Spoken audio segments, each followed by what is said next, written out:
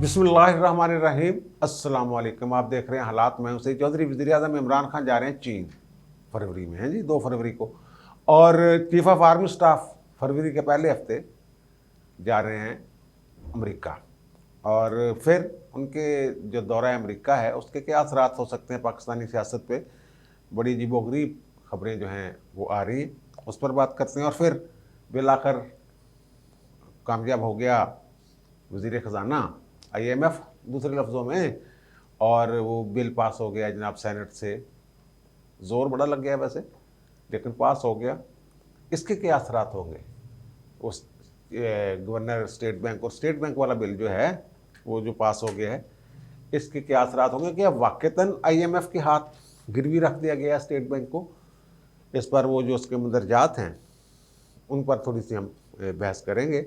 मेरा नहीं ख्याल कि कोई इस तरह की बात है। मेरे पास क्या दलील है ये बहरहाल मैं जिक्र करता हूँ, अर्ज़ करता हूँ। लेकिन इससे पहले एक ख़बर है, जंग अखबार में छपी है, एजाज सैयद साहब की। वो कहते हैं जनाब वफाकी काबीना में रद्द-ओ-बदल का इम्कान है, और वो कहते हैं कि वज़ीर दाखिला बना दिया जाएगा परवेज़ खटक साहब को, फवाद चौधरी साहब को बना दिया जाएगा वज़ीर दिफा, और शेख रशीद साहब को बना दिया जाएगा वज़ीर इत्तलात। ये शेख रशीद साहब की तब्दीली के हवाले से मैं 2-3 दफ़ा पिछले 2 हफ्तों में जिक्र कर चुका हूँ कि शेख रशीद साहब का कलमदान तब्दील होना है। इमरान खान वज़ारत दाखिला की कारकर्दगी, ख़ास तौर पे शेख रशीद साहब की कारकर्दगी से मुतमिन नहीं है। लेकिन मेरी जो इत्तला थी पिछले 2-4 दिन की, तो जब जो मुशीर दाखिला व एहतसाब थे शहजाद अकबर मिर्ज़ा साहब, उन्होंने इस्तीफ़ा दिया था, तब भी मैंने ये पेशगोई की थी कि उनके रास्ते का कांटा साफ़ हो गया फवाद चौधरी साहब के। और मेरी इत्तला तो यही है कि शायद फवाद चौधरी साहब मजबूत उम्मीदवार हैं वज़ारत दाखिला के, लेकिन परवेज़ खटक साहब भी आंखें दिखा रहे हैं काफ़ी अरसे से, क्योंकि जब उन्हें नहीं मिली थी खैबर पख्तूनख्वा की वज़ारत आला, तो फिर वो उम्मीदवार थे वज़ारत दाखिला के, लेकिन वो भी उन्हें वज़ारत दाखिला ना दी गई और उन्हें भेज दिया गया वज़ारत दिफा में। वज़ारत दिफा में बस यही होता है कि तल्लुकात ही अच्छे करने होते हैं फ़ौज वालों के साथ। वज़ीर ने ज़ाती तल्लुकात बना लेते हैं, लेकिन अमलन वो इतने पावरफुल नहीं होते जैसे कि किसी जमहूरी मुल्क में होना चाहिए। तो वो थोड़ा सा कह लें आपके वो खुल के नहीं खेल सकते वज़ारत दिफा में, वो अपनी पॉलिसी नहीं बना सकते, पॉलिसियाँ नीचे से बन के आती हैं। चीफ ऑफ आर्मी स्टाफ उनसे ज़्यादा तगड़ा, बल्कि वो तो वज़ीर-ए-आज़म से भी तगड़ा होता है। खैर, तो बहरहाल अब ये मामला कुछ उन्होंने उल्टम-पलटम जो की है जंग अखबार ने, वो कहते हैं कि जनाब वो जाएंगे फवाद चौधरी साहब दिफा में और खटक साहब आएंगे दाखिला पे, और शेख रशीद साहब जो हैं वो इत्तलात के वज़ीर हो सकते हैं दोबारा। तो बहरहाल देखें कब तक ये मामला होता है, आगे पीछे होता है। मेरा तो ख्याल ये था कि शायद शेख रशीद को खुद लाइन लगाना चाह रहे हैं किसी ऐसी वजारत पे जिथे जनाब वो बस बैठे रहें, सिगार पींदे रहें, अल्लाह बेहतर करे। और फिर दूसरी जो अहम ख़बर है आज जो हुआ है सेनेट में, कि दोनों के अपोजिशन और उनके हुकूमत के जो थे, ज़ाहिर है वो अक्सरियत तो उसकी अपोजिशन वालों की अक्सरियत है, वो 51 है और वो 49 है, 48 हैं हुकूमत वाले, और फिर दिलावर ग्रुप के 6 अगर मिला लें तो अपोजिशन 57 हो जाती है। लेकिन वो आज आए बंदे थोड़े, 2-3 बीमार हैं, एक आध मुल्क से बाहर है, और फिर वो कहते हैं कि शेड्यूल के हवाले से भी कोई गड़बड़ की गई कि, और फिर धोखा दिया गया अपोजिशन वालों को, अंधेरे में रखा गया। बहरहाल वो दोनों के 43 वोट हो गए, और फिर जो सादिक संजरानी साहब है चेयरमैन साहब, उन्होंने अपना वोट कास्ट किया ज़ाहिर है, फिर उनके वोट से जो बिल है स्टेट बैंक वाला वो हो गया पास। अच्छा, अब इसमें अपोजिशन लीडर यूसुफ रज़ा गिलानी साहब भी नहीं आए, और पीपल्स पार्टी के कई जो ज़ाहिर है उनको आना चाहिए था। नून लीग वाले पूरा जोर लगाते रहे हैं सुना है, लेकिन पीपल्स पार्टी वाले जो हैं उन्होंने कोई हमें बस टिल्ला मट्ठा जे काम रखा। उसमें जो है खबर ये है कि जनाब दिलावर खां के अरकान में छः में से 2 अरकान हिदायतुल्लाह बिलाल रहमान गैरहाज़िर थे। अच्छा, हिदायतुल्लाह साहब कोरोना, चलो इसको छोड़ दें, ये तो एक ग्रुप ही है ना उनका 6 बंदों वाला, वो आपको पता ही है उसका पस मंज़र सारा। यूसुफ रज़ा गिलानी साहब खुद नहीं आए, कासम रांझू, सिकंदर महेंद्रो, ये 3 बंदे जनाब नहीं आए। और पीके मैप के शफीक तरीन साहब नहीं आए, नसीमा एहसान साहबा नहीं थी। और फिर ANP के एक साहब जिनके बारे में कहा जाता है कि गिनती के वक्त गायब हो गए। और नुज़रत सादक साहबा जो हैं वो कनेडा में हैं नून लीग की। मुशाद हसैन सैयद साहब कोरोना है। अच्छा, ये है अपोजिशन वालों की सूरत हाल, यानी अपोजिशन वाले शायद अपने जोम में थे, जो बर्तरी थी अददी बर्तरी के हवाले से, लेकिन PTI ने पूरा जोर लगाया हुआ था। PTI की एक खातून है ज़रका, उनकी डॉक्टर ज़रका, उनकी तबीयत ख़राब थी, लेकिन वो वोट देने के लिए ऑक्सीजन सिलेंडर समेत सेनेट में पहुंची थी। तो बहरहाल पास हो गया है। असल में ये ना कोई इतना बुरा बिल भी नहीं है जैसे कि कहा यह जा रहा है कि IMF के हाथों गिरवी रख दिया गया है, ये हो गया वो हो गया।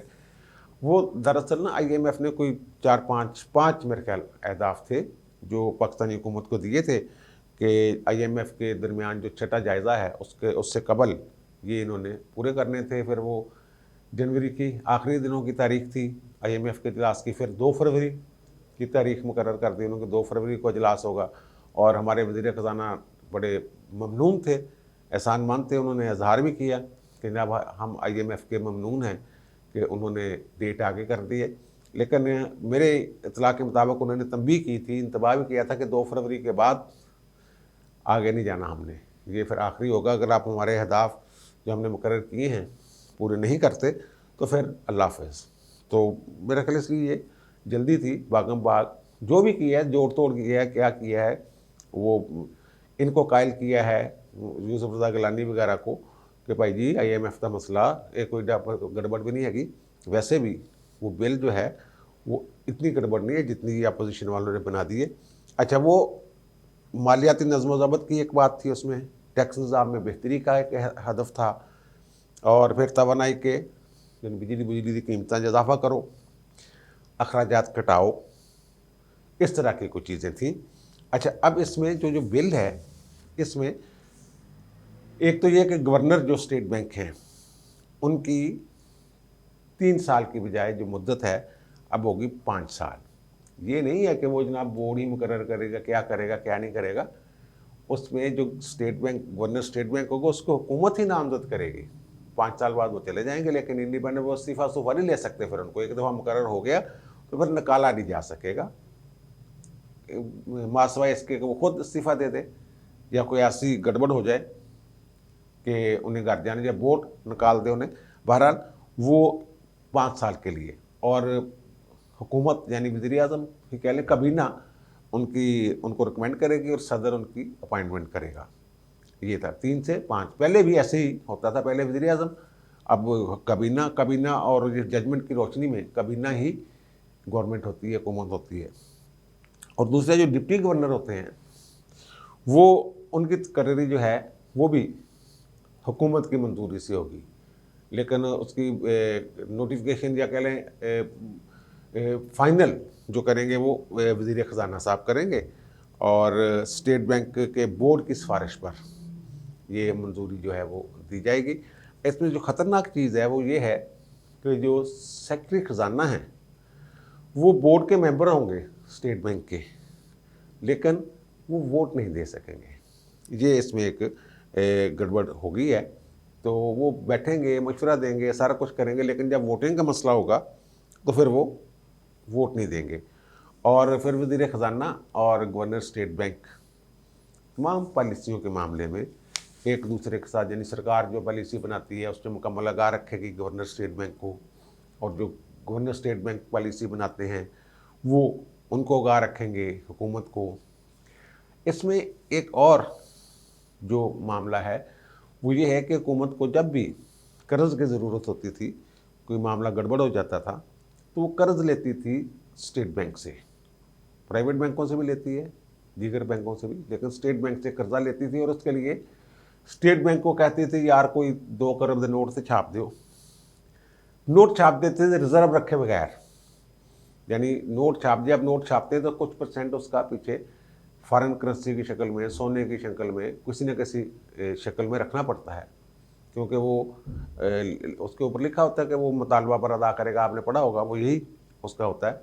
तो वो जब नोट छपते थे धड़ाधड़, तो फिर रुपए की कीमत गिर जाती थी, क्योंकि उनके पीछे जो मालियत जितने परसेंट रखनी होती थी उससे ज़्यादा नोट छाप दिए जाते थे।